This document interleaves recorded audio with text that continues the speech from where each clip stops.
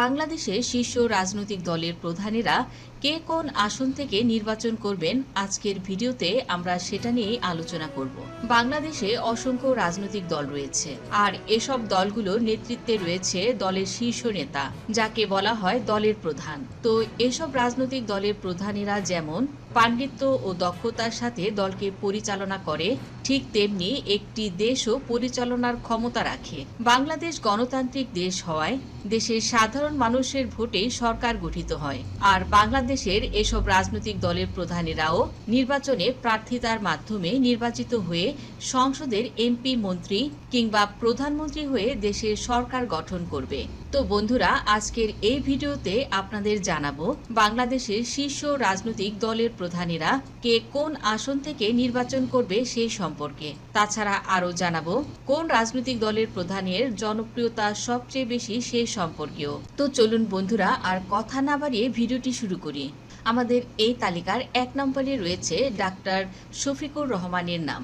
বর্তমানে বাংলাদেশের অন্যতম জনপ্রিয় রাজনৈতিক দল বাংলাদেশ জামায়াতে ইসলামী। বাংলাদেশ জামায়াতে ইসলামীর আমির হলেন ডাক্তার শফিকুর রহমান। আগামী জাতীয় সংসদ নির্বাচনে সব আসনেই প্রার্থী দেওয়ার প্রস্তুতি নিচ্ছে জামায়াতে ইসলামী। এই নির্বাচনে দলের আমির ডক্টর শফিকুর রহমান ঢাকার মিরপুর কেন্দ্রিক ঢাকা 15 আসন থেকে লড়াইয়ের জন্য ইতিমধ্যেই সরব হয়েছেন এবং ব্যাপকভাবে দৃষ্টি আকর্ষণ করেছেন। তার সাম্প্রতিক বক্তব্যগুলো মানুষের মধ্যে ইতিবাচক সাড়া ফেলেছে, বিশেষ করে রাজনৈতিক বিশ্লেষকদেরও নজর কেড়েছে। এর আগে 2018 সালের একাদশ জাতীয় সংসদ নির্বাচনে তিনি ঐক্য ফ্রন্টের প্রার্থী হিসেবে ধানের শীষ প্রতীকে ঢাকা 15 আসনে প্রতিদ্বন্দ্বিতা করেছিলেন। এবার ঢাকার পাশাপাশি নিজ জন্মস্থান মৌলভীবাজার 2 আসন থেকেও প্রার্থী হওয়ার সম্ভাবনা রয়েছে তার। আমাদের এই তালিকার 2 নম্বরে রয়েছে সৈয়দ ফয়জুল করিম। ইসলামী আন্দোলন বাংলাদেশের আমির ও চরমোনাই পীর মুফতি সৈয়দ মোহাম্মদ রেজাউল করিম আগামী জাতীয় নির্বাচনে অংশ নেবেন না, তবে তার ছোট ভাই দলের সিনিয়র নায়েবে আমির মুফতি সৈয়দ মোহাম্মদ ফয়জুল করিম বরিশাল 5 সদর আসনে প্রার্থী হওয়ার প্রস্তুতি নিচ্ছেন। এর আগে 2018 সালের জাতীয় সংসদ নির্বাচনে এই আসন থেকে প্রতিদ্বন্দ্বিতা করেছিলেন তিনি। জামায়াতে ইসলামীর সঙ্গে যে ইসলামী জোট গঠিত হচ্ছে সেখানে চরমোনাই পীরের দল অন্যতম প্রভাবশালী শক্তি হিসেবে অবস্থান করছে। এ কারণে এই আসনে জামায়াত কোনো প্রার্থী দেবে না বলে জানা গেছে। এর আগে বরিশাল সিটি কর্পোরেশন নির্বাচনে অংশ নিয়ে এলাকাবাসীর দৃষ্টি কেড়েছিলেন মুফতি ফয়জুল করিম। আসন্ন জাতীয় নির্বাচনকে সামনে রেখে তিনি ইতিমধ্যেই মাঠে নেমে ব্যাপক প্রচারণাও শুরু করেছেন, যা এলাকায় নির্বাচনী উত্তেজনা বাড়িয়ে তুলেছে। আমাদের এই তালিকার 3 নম্বরে রয়েছে নাহিদ ইসলাম। জুলাই বিপ্লবের পর গঠিত সবচেয়ে আলোচিত রাজনৈতিক দল হল জাতীয় নাগরিক পার্টি বা এনসিপি। নতুন এই দলের আহ্বায়ক নাহিদ ইসলাম রাজধানী ঢাকার 2টি আসন থেকে আসন্ন জাতীয় নির্বাচনে প্রতিদ্বন্দ্বিতা করার পরিকল্পনা করেছেন। আসন দুটি হল ঢাকা 9 সবুজবাগ মতিঝিল এবং ঢাকা 11 বাড্ডা রামপুরা। দলীয় সূত্র জানিয়েছে, রামপুরার বনশ্রী এলাকায় শৈশব কাটিয়েছেন নাহিদ ইসলাম। স্থানীয় মানুষের সঙ্গে দীর্ঘদিনের ঘনিষ্ঠ সম্পর্ক থাকায় বাড্ডা রামপুরা আসনটি তার জয়ের সম্ভাবনা আরও বাড়িয়ে দিচ্ছে। জুলাই গণ অভ্যুত্থানে নাহিদ ইসলামের ছিল গুরুত্বপূর্ণ ভূমিকা। আন্দোলনের কঠিন সময়ে তাকে ভয়াবহ নির্যাতনের শিকারও হতে হয়েছে, এমনকি আয়নাঘরেও নিয়ে যাওয়া হয়েছিল তাকে। তবুও মৃত্যু ঝুঁকি উপেক্ষা করে তিনি আন্দোলনের নেতৃত্ব দিয়েছেন এবং শেষ পর্যন্ত গণ অভ্যুত্থান সফল হয়। তার নেতৃত্বে স্বৈরাচারী হাসিনা ক্ষমতা থেকে সরে দাঁড়ায় এবং দেশ ত্যাগ করতে বাধ্য হয়। আমাদের এই তালিকার 4 নম্বরে রয়েছে নুরুল হক নূর। বাংলাদেশের অন্যতম রাজনৈতিক দল গণ অধিকার পরিষদের সভাপতি নুরুল হক নূর 5ই আগস্ট স্বৈরাচার হাসিনা সরকারের পতনের পর নিজের জন্মস্থান পটুয়াখালী 3 আসন থেকে নির্বাচনে অংশ নেওয়ার ঘোষণা দেন। বিএনপি যুগপৎ আন্দোলনে শরিক হওয়ায় গত বছর থেকেই স্থানীয় বিএনপি ও অঙ্গ সংগঠনগুলো তার প্রচারণায় সহায়তা করে আসছে। তবে ওই আসনে বিএনপির শক্তিশালী প্রার্থী সাবেক ছাত্রদল নেতা হাসান মাহমুদ থাকায় নূর শেষ পর্যন্ত ঢাকা 18 আসন থেকেও প্রার্থী হতে পারেন। নূর জানান, আমি দুটি আসন থেকে নির্বাচনে অংশ নেওয়ার পরিকল্পনা করেছি, পটুয়াখালী 3 এবং ঢাকা 18 আসন। এজন্য উভয় এলাকাতেই নিয়মিত জনসংযোগ ও সাংগঠনিক কার্যক্রম চালিয়ে যাচ্ছি। আমাদের এই তালিকার 5 নম্বরে রয়েছে আন্দালিব রহমান পার্থ।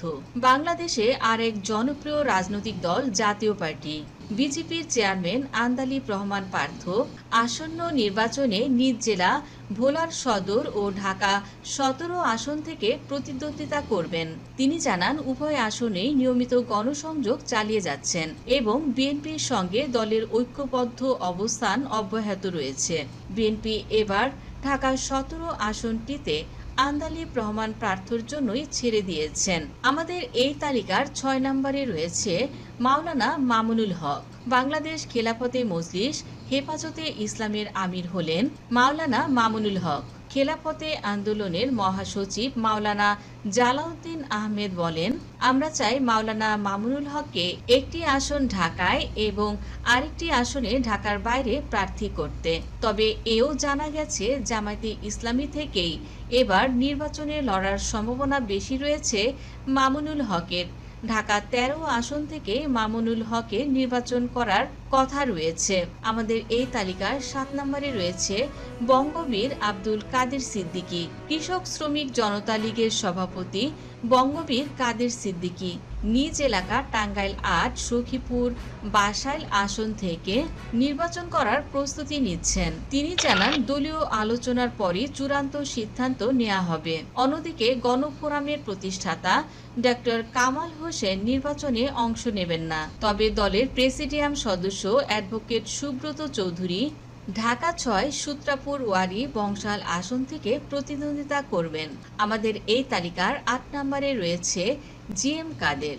হোসাইন মোহাম্মদ এরশাদের নেতৃত্বে গঠিত দল জাতীয় পার্টির বর্তমান চেয়ারম্যান হলেন জিএম কাদের। দলটির রাজনীতিতে এখন অনেকটা কোণঠাসা।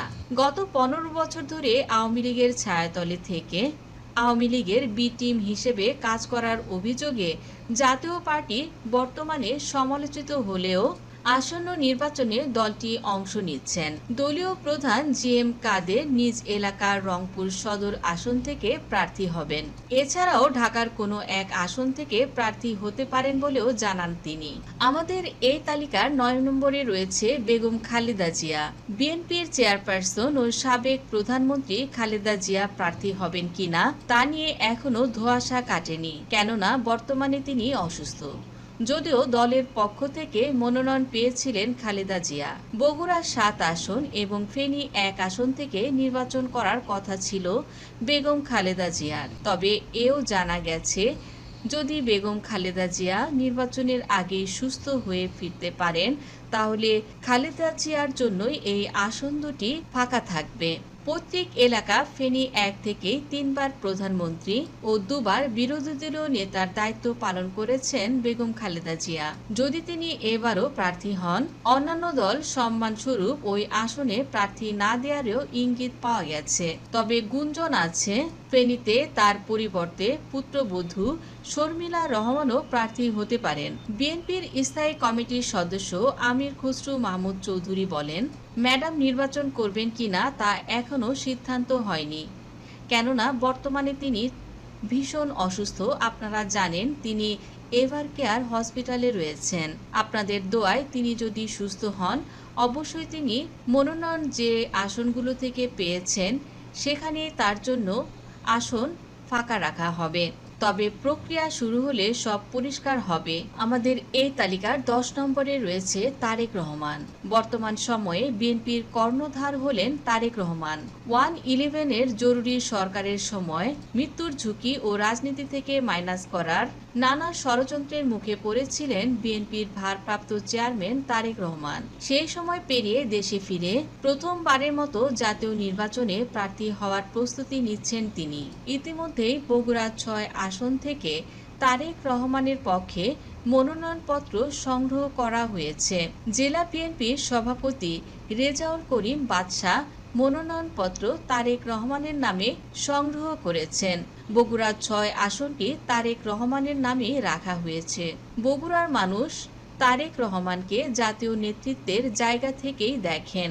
ওই এলাকার মানুষ ধানের শীষে ভোট দিতে তারা মুখিয়ে আছেন। তো বন্ধুরা, বাংলাদেশের যে শীর্ষ 10 জন নেতার সম্পর্কে আলোচনা করা হলো, তাদের মধ্যে আপনার কাছে কাকে সবচেয়ে বেশি ভালো লাগে আর কার নির্বাচনে জয়ী হওয়ার সম্ভাবনা সবচেয়ে বেশি?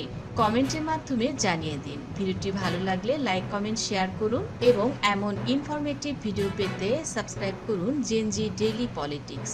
ধন্যবাদ দর্শক সম্পূর্ণ ভিডিওটি দেখার জন্য।